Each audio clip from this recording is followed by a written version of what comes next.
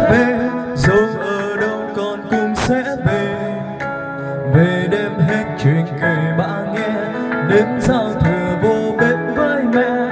Tết này con sẽ về, mẹ đừng lo và chờ con nhé, bởi con hiểu Tết với mẹ là chỉ khi thấy con được quay trở về. Năm qua có lắm gian nan, ai ai cũng thấy khó khăn, đời xa con biết rằng mẹ chắc đang nhiều lo lắng. Dưng dưng những lúc mẹ gọi, ngoài việc rằng con hết lời, lần nào mẹ cũng gặng hỏi Tết này về không con.